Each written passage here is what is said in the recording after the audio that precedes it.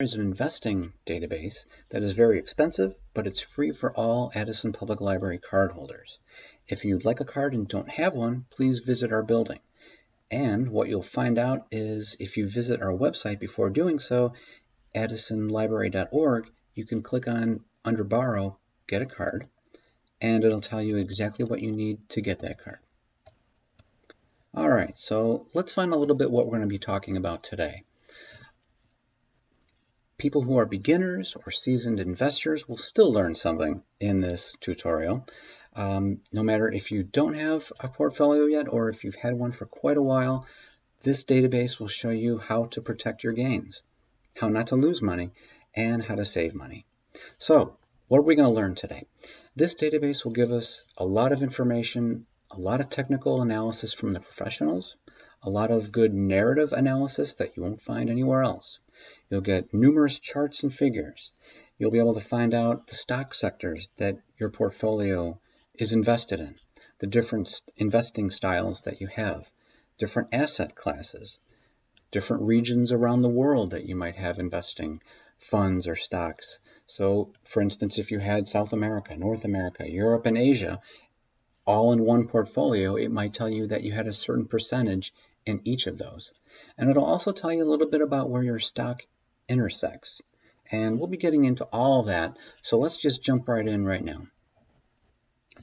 On our website, if you were to go to, there we are, if you were to go to Research, click on Business and Investing, and click on Morningstar, you will get Morningstar, ta-da! All right, so we're first going to stop over in the ETF section, and we're going to do an example of probably the largest mutual fund in the world, Vanguard 500. Vanguard consists of about 500 stocks all in one fund, and it'll give us a whole bunch of information through the use of these tabs or if we just scroll down. So I mentioned a little bit earlier about the analysis that they have. This tells you a whole bunch of information about what all of this fund is all invested in, what's important, why everybody has it, that sort of thing. It'll tell you the process by which everything, all the stocks that are in it are weighted. And we'll get into being, the weights a little bit later. It'll give you information about the people who manage this fund and how they manage it, as well as the parent company. Vanguard Group has been around since the mid-70s, and it'll give you performance and price, which we're going to jump into right now. So, in 2010, if you had $10,000 to invest in this fund, in the following 10 years, you would have had close on about $35,000, but over the past 3 months, we've really hit a wall and gone down. So it looks like in the last 3 months, since I'm recording this in early April, we've lost 23% through this fund. In 2010, we actually had 15% gain, and so forth. Trailing returns. In the past day, we lost 4.5% almost on this fund. It'll tell you how much you lost over the past month, 3 months, we already discussed, year to date. It'll tell you how much, in this instance, you lost over 1 year or 3 years, and so on, since its inception. The risk tells you that this is kind of a risky, it's an above average risk for just this fund. And we'll find out why in just a moment. Price tells you that you have to invest $3,000 in this fund in order to start. And it also tells you for that price, you're probably paying about $12 for every $3,000 you invest. And that is actually, that's wrong. That's actually $4 for every $3,000 you invest. That's probably the lowest because the average for large caps is almost, $100. Well, okay, 75 in this instance. So, portfolio shows that U.S. equities or stocks contribute about 98% to this fund, and followed by the exposure of what each of these different stock sectors are that comprise this S&P 500 fund. So in this instance, financial services consist of about 15% of this fund, and technology is about 21%, and so on.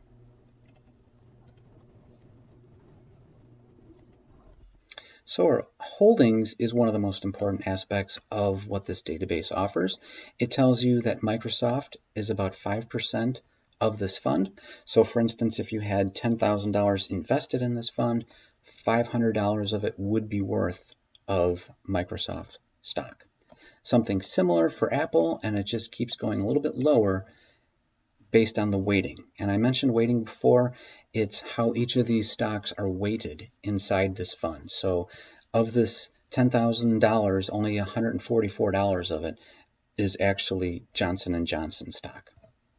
If you were to click below for more holdings, you would get a whole list of everything else, all the other heavy hitters in this fund, and so on.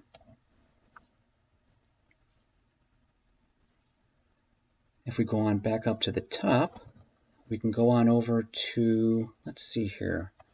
I'm going to go into, let's go home.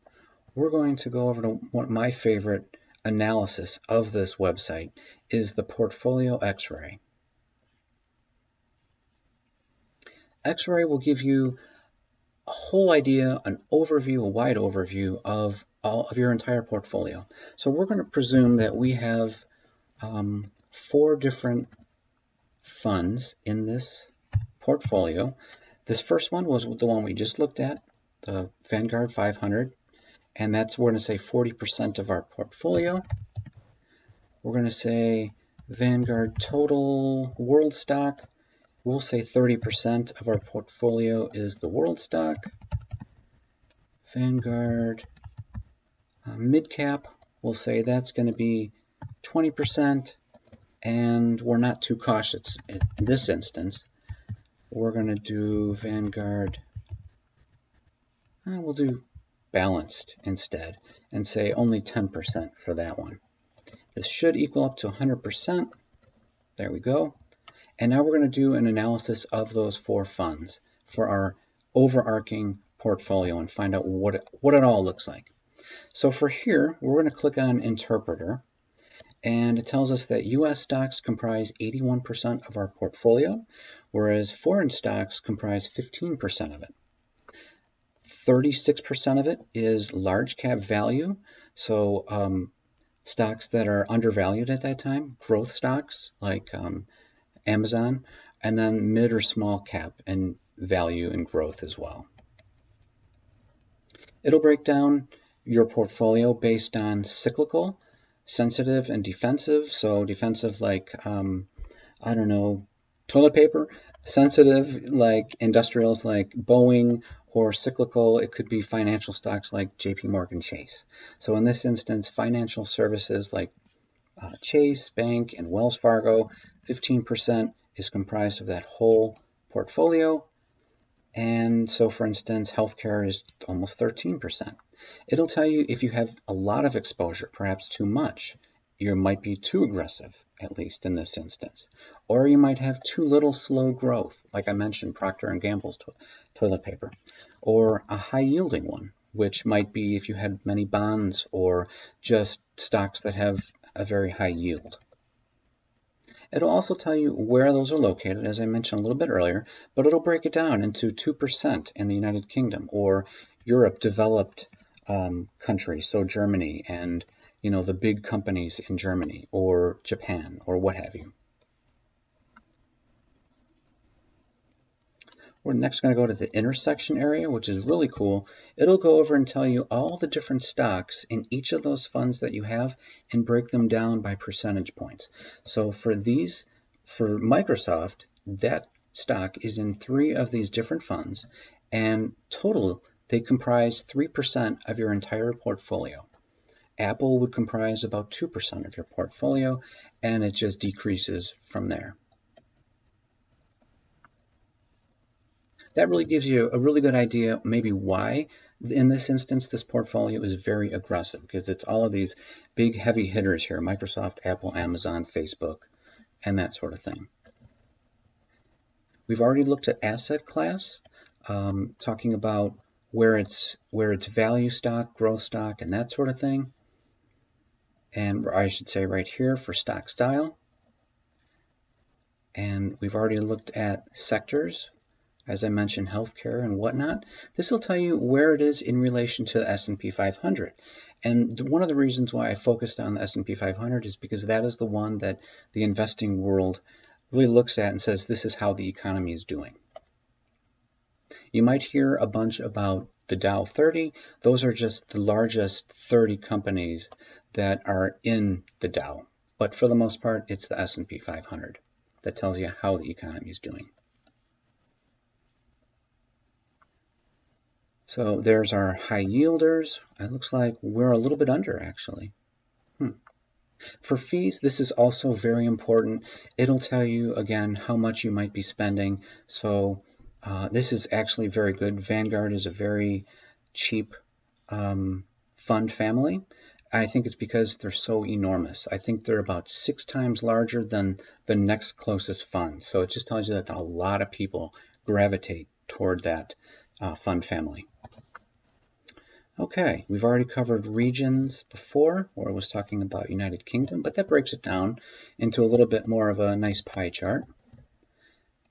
Next thing I'm going to do is go back home. There's a number of other features in here that you guys might want to take a look at. First off is the articles and videos. This is an area here where a bunch of professionals, you can read a bunch of articles that you might not be able to find anywhere else in the world. The other thing, if you're a beginner, I'm going to recommend that you click on this Help and Education tab. By doing that, you can go over and look at the investment classroom. Let's see, let's click on stock curriculum.